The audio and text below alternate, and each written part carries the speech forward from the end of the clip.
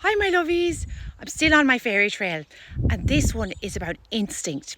What if the greatest mystery in Irish stories, the old one, isn't about like fairies, it's about instinct. Like think about it, daisies often close before the rain and swallows fly low before a storm because the insects they hunt stay closer to the ground as the weather changes.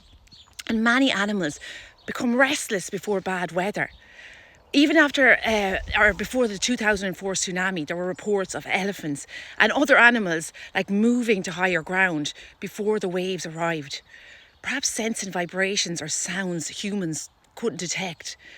Nature is constantly responding to nature, like because everything is connected, everything is listening.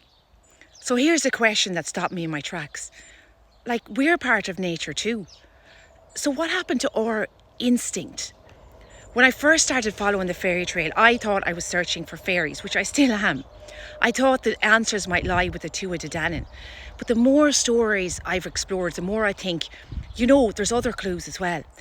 The clues aren't all hidden in the fairies. They're hidden in the themes that appear again and again throughout our oldest stories. I'll still be telling those ancient stories in my Sleep Story series and added a new chapter for our generation because I really believe the story should never end. But here I want to follow the clues, and one theme keeps appearing. Nature isn't just where the story happens. Nature is the story. The salmon of knowledge receives wisdom through a hazel tree, a sacred well, a salmon before that wisdom reaches Fionn. The children of Lear become swans. Their sacred wells heal. Ancient trees are honoured and birds guide. Like animals carry meaning. Why?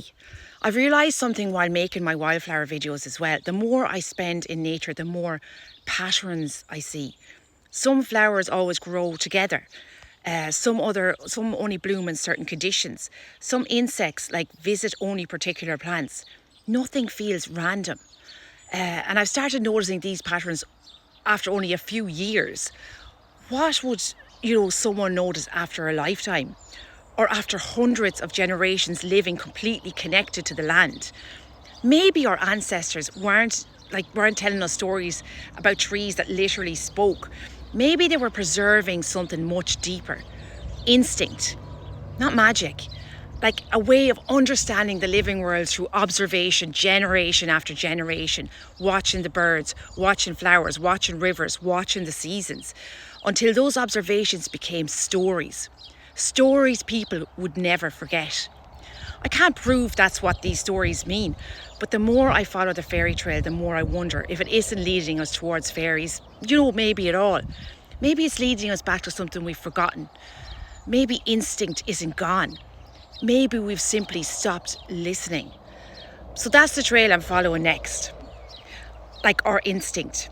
Okay. I'm sure I will talk to you soon. Bye. Bye-bye. I hope that made sense.